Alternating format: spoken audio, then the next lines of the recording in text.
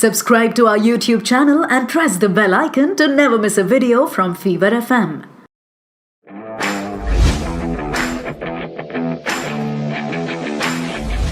तो जनाब, कल के इस मैच के बाद अगर आपने मैच देखा हो कल का, तो ये सबसे बड़ा सवाल है उठ के खड़ा होगा अब कि दीपक चहर को बॉलिंग ऑलराउंडर बुलाया जाए या बैटिंग ऑलराउंडर बुलाया जाए। कल तो क्या धुआंधार परफॉर्मेंस।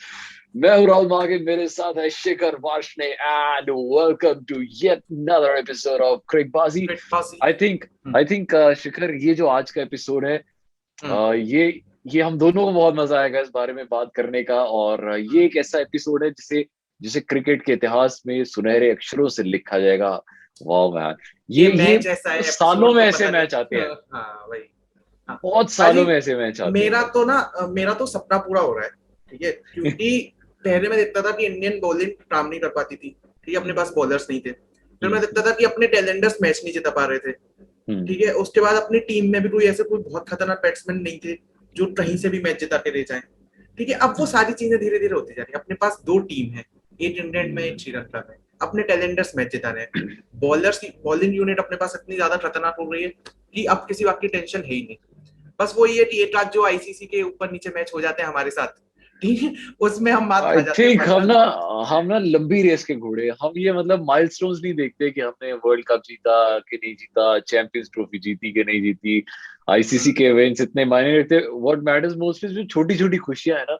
अब ये देखो, ये वाला मैच, इट डजंट मैटर कि श्रीलंका है, जिम्बाब्वे है, कौन सी टीम है। The thing that matters is कि पूरे मैच में 40 ओवर्स तक Sri Lanka was in the game. 40 overs तक यही लग रहा था कि जब पृथ्वी शॉ आउट हुआ उसके बाद से तो मतलब यही लग रहा था कि ये गेम श्रीलंका की। 40 ओवर्स तक यही लग रहा था ये गेम श्रीलंका की है। एंड इनफैक्ट एक टाइम पे 5 विकेट जब आउट हो गई थी, 160 रन चाहिए थे। 160 रन चाहिए थे। और मतलब मैंने गिव अप कर दिया था। आप विश्वास करोगे, मैं ये वाला मैच छोड़ के जो दूसरा इंग्लैंड वाला देख रहे थे। इंग्लैंड में जो मैच हो रहा है यूट्यूब पे आ रहा है, मैं वो देखने लग रहा था। मतलब वहां पे केएल राहुल ने सेंचुरी मार दी है, जडेजा ने 75 मार दी, मैं वो देखने लग रहा था। मैंने सोचा चलो फाइनल के 10 ओवर हैं, देख लेते हैं, दीपक चहर अच्छा खेल रहा है, क्या पता जिता जाए। मतलब ये बहुत रेयर चांस होता है। मैं थोड़ा सा समराइज कर देता हूँ उन लोगों के लिए जिन्होंने मैच मिस किया है गलती से। तो हुआ ये था कि श्रीलंका ने पिछले मैच की तरह इस बार टॉस जीता और वो बैटिंग करने आए। 275 रन उन्होंने बनाए। इंडियन टीम से युजवेंद्र चहल ने 3 विकेट लिए, भुवनेश्वर कुमार ने 3 विकेट लिए, दीपक चहर ने 2 विकेट लिए और बाकी 275 पे 9 श्रीलंकन टीम ने बनाए। उसके बाद इंडियन टीम बैटिंग करने आती है। पृथ्वी शॉ अच्छा स्टार्ट नहीं दे पाए, शिखर धवन अच्छा स्टार्ट नहीं दे पाए। उसके बाद ईशान किशन 8 रन बना के आउट हो गए। पिछले मैच में 50 मारी थी उन्होंने। मनीष पांडे ने 37 रन बनाए पर वो बहुत अनफॉर्चुनेटली रन आउट हो गए। सूर्य कुमार यादव ने बहुत अच्छी इनिंग्स खेली, 53 रन मारे। सूर्य कुमार यादव के बारे में हम बात करेंगे अभी। हार्दिक पांड्या 0 पे आउट। कुणाल पांड्या ने नीचे आके थोड़ा सा कंट्रीब्यूशन किया, 35 रन बनाए। बट उसके बाद जो रिकवरी हुई है वो भुवनेश्वर कुमार और दीपक चहर की जो 84 रन की पार्टनरशिप। हाँ, तो जिसने मैच को श्रीलंका की तरफ से पूरा खींच लिया। एक टाइम पे 193 पे 7 थे और उसके बाद तो फिर 277 पे 7। सीरियसली मतलब वी कांट इवन इमेजिन कि ऐसे मैच में जहां मतलब शुरू से लेके 40 ओवर्स तक पूरा मैच ही श्रीलंका का था। एक टाइम पे भी नहीं ऐसा लग रहा था कि इंडिया जीत सकती है। टॉप ऑर्डर कोई भी नहीं चला, किसी ने भी मतलब फर्स्ट 3 में देखे किसी ने भी 50 भी नहीं की। फिर भी मतलब हमें लग रहा था कि मैच गया। और चलो, मैं ये बात भी खुश था 1-1 से बराबर हो जाएगा, तीसरा मैच देखने में और तीसरा मैच इंटरेस्टिंग होगा। हाँ, but the way Deepak Chahar has pulled it out, amazing.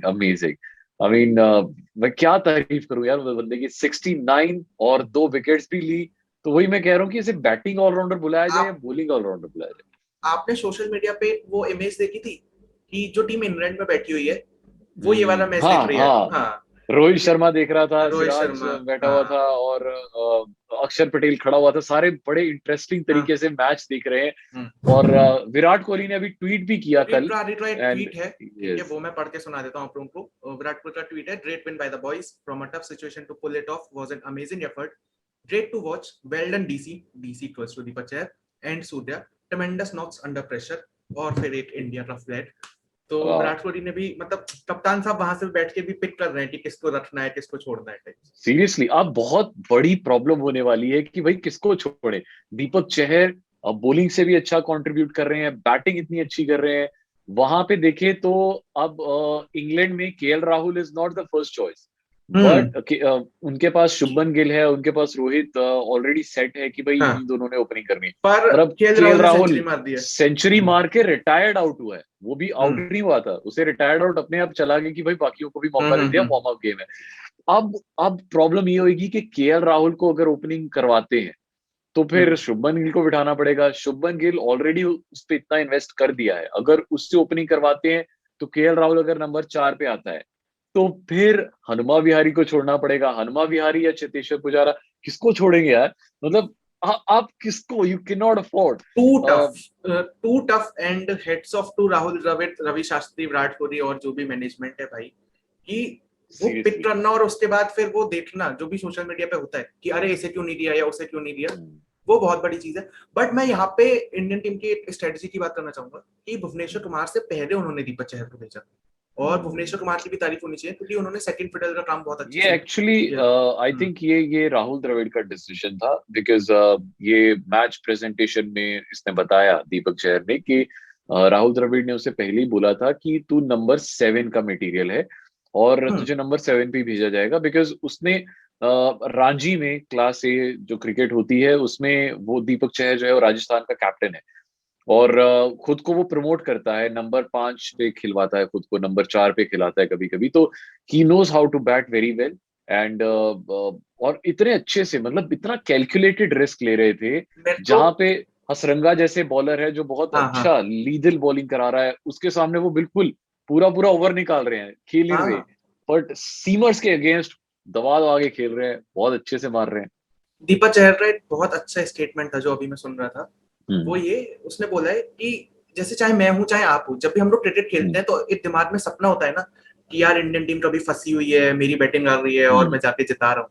तो हम्म। उसने यही बोला कि ये हमेशा से मेरा सपना था, और जब वाह। मैच में था और मैं बार बार स्कोर कार्ड देख रहा था तो मेरे को लग रहा था कि मैं अपना सपना ही जी रहा हूँ। वाह। और ईशान किशन ने भी इससे पिछले मैच में बोला था कि मेरा सपना था कि मैं जाऊं और पहली बॉल पे छक्का मारूं और डेब्यू उसने पे। उसने ईशान किशन ने पूरे, पता है, ड्रेसिंग रूम में सबको बोल के रखा था बोल के गया था, कि मैं हाँ। पहली बॉल पे छक्का मारूंगा, देखना। हम्म। और मतलब such a fearless cricket, I was so happy. अगर इंडिया मैच हार भी जाता ना तो मैं, हम्म। अगर अगर इस बारे में डिस्कशन होती तो मैं यही बोलता कि इंडिया को इसी स्टाइल से क्रिकेट खेलना चाहिए।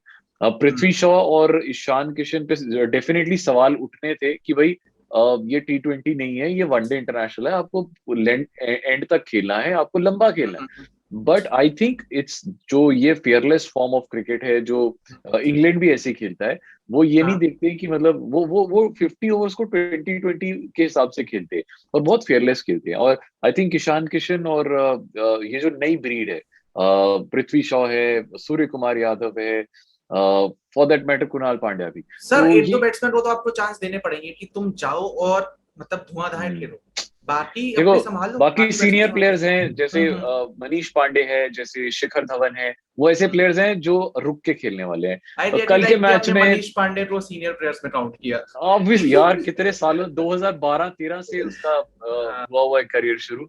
आई थिंक 7-8 सालों में उसने टोटल सिर्फ 27 मैच खेले हैं वनडे इंटरनेशनल। मतलब कितनी देर से खेल रहा है, बट सिर्फ 27 मैच खेल पाया, ये मतलब बेचारे की प्रॉब्लम है ना, अब हम क्या कर सकते हैं हम कि। थर्ड ओडीआई की बात करते हैं कि जो एक बिल्कुल। ओडीआई आने वाला है, अब इंडिया दो हम्म। जीरो से सीरीज में आ गई है, जीत चुकी है, हम्म। तो हम्म। ऑफ कोर्स कुछ चेंजेस तो होंगे, कुछ कॉम्बिनेशन बदले जाएंगे।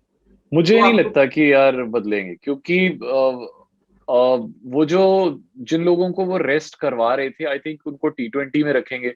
संजू सैमसन तो डेफिनेटली आउट है अब, तो उसका चांस है नहीं, क्योंकि संजू सैमसन इंजर्ड है। ये हो सकता है कि शायद अब क्यों क्यों छेड़ेंगे यार, मतलब मुझे लग रहा है कि जो राहुल सर चहर मतलब है राहुल या चहर है, चेतन सटारिया इनको है। शायद इनको हाँ। शायद T20 में जगह दे दें, क्योंकि अभी शिखर धवन ने भी लास्ट टाइम ये कहा था कि अगर ये कॉम्बिनेशन अच्छा चल रहा है तो हम इसे नहीं छेड़ेंगे, हम ये ट्राई नहीं करेंगे कि हर एक की बारी आए। और आई थिंक राहुल चहर, चेतन सकारिया है और बहुत सारे और देवदत्त पाडिक्कल है जिसे मौका नहीं मिला है, बहुत सारे और अच्छे अच्छे प्लेयर्स हैं। आई थिंक उन्हें शायद T20 में मौका मिलेगा। और जैसे मनीष पांडे है, अब उसको शायद T20 में चांस नहीं मिलेगा, तो यार सीधी बात है। और हो सकता है शायद और बहुत सारे प्लेयर्स हैं जिन्हें ड्रॉप आउट, शायद कुलदीप और चहल में से दोनों में से एक को खिलाया जाए। हाँ, एक तो तो स्पिनर्स को चेंज किया जाए तो this could be one option, तो हाँ, हो बट सकता है। थर्ड ओडीआई में आई रियली वांट टू सी कि जो ब्रांड ऑफ क्रिकेट खेली गई है कि एकदम फियरलेसली खेलो, आओ मारो, ठीक है। अगर थोड़ा सिचुएशन वैसा टेंस हो गया है तो फिर टैलेंटर्स बचा रहे हैं और समझदारी से खेल रहे हैं। मैं वही चाह रहा हूँ कि थर्ड ओडीआई में उसका एक्स्ट्रा वर्जन नहीं मिले हमें, और यार कुछ उससे कम। ये तो आपने बिल्कुल सही बात की। बहुत साल हो गए हैं हम ना इसी चीज को देखने के आदी हो गए थे कि इंडिया का सिर्फ जो टॉप ऑर्डर है ना टॉप ऑर्डर वही मैच जिताता था। तो मिडिल ऑर्डर तक अगर बात पहुंच जाती थी ना तो फिर मैच खत्म वो हो जाता था। कोलैप्स ही था। हाँ, वो कोलैप्स ही था। तो इंडिया का जो लोअर ऑर्डर था ना, मतलब वो बहुत ज्यादा बुरी तरीके से कोलैप्स करता था। बट अब दीपक चहर के आने से वही बैटिंग ऑलराउंडर बन गया यार वो तो। उसके आने से थोड़ी सी और उम्मीद मिल गई है। और अब डेप्थ और बढ़ जाएगी, बिकॉज अगर हार्दिक पांड्या भी खेलते हैं, बॉलिंग कराते हैं, और फिर दीपक चहर भी आ जाते हैं अगर, और अगर शार्दुल ठाकुर मैं भी एक खेलते बड़ी हैं। पोएटिक सी बात बोलूं हाँ कि आप भले ही चले जाओ, आपकी परछाई कहीं ना कहीं रही जाती है, ठीक है। हाँ। तो वही सेम केस हुआ है धोनी के साथ, ठीक है। वाह। धोनी भले ही अपनी टीम से चले गए हैं, बट जो फिनिश करवाने की आदत बनाई है इतने सालों से हाँ कि रुक के बिल्कुल खेलो, एंड तक मैच लेके जाओ। और चेन्नई में तो दीपक चहर धोनी के साथ वैसे भी बहुत ज्यादा क्लोज है, बिल्कुल भुवनेश्वर बिल्कुल ने भी मैच फिनिश किया धोनी के साथ। तो सही वो बात धोनी है। की परछाई आ रही है अभी। बिल्कुल बिल्कुल बिल्कुल सही कहा आपने यार। मतलब धोनी स्कूल ऑफ क्रिकेट है ये, कि मैच को ना, चाहे T20 मैच हो चाहे वनडे इंटरनेशनल हो, मैच को लास्ट बॉल तक लेके जाना है। हम्म, फिर चाहे बेशक हार जाए पर लास्ट की हाँ। बॉल तक लेके और जाए हार तो उसमें। नहीं माननी है ना यार। हाँ। हाँ एटलीस्ट आपका जो ए- हारोगे भी तो क्वांटम ऑफ डिफीट जो है वो बहुत कम होगा। तो हम्म, इट्स वेरी गुड कि आप एंड तक मैच को लेके जाओ। और वो ये पैटर्न जो आफ्टर धोनी हम अभी भी फॉलो कर रहे हैं, which is very very good. And Deepak Chahar ने तो बिल्कुल मतलब क्लियरली उसने कहा भी, कल की जो प्रेजेंटेशन हुई उसने ये हम्म, कहा कि द्रविड़ ने उसको बोला था कि एंड तक खेलना है, हर बॉल को खेलना है। तो वो बहुत क्लियर इंस्ट्रक्शन थी द्रविड़ की कि हर बॉल को खेलना है। और हम्म। कहता मैंने बस वही किया, विच इज वेरी गुड यार। एक थोड़ा सा फ्यूचर की प्रिडिक्शन दूं मैं हाँ हाँ। कि इंग्लैंड की सीरीज जब खत्म हो जाएगी और ये श्रीलंका सीरीज जब खत्म हो जाएगी, तो एक बहुत ही टिपिकल डिबेट चलने वाली है कि इंडियन टीम का कोच कौन होना चाहिए, राहुल द्रविड़ या रवि शास्त्री। ये सोशल यार मीडिया पे बहुत एकदम आग भरने वाली है इस बारे में कि राहुल द्रविड़ को रखो या रवि शास्त्री को रखो। खैर, वो जो भी रखे रखे, अब समय आ रहा है ट्रिकबाजी के बाजीगर का।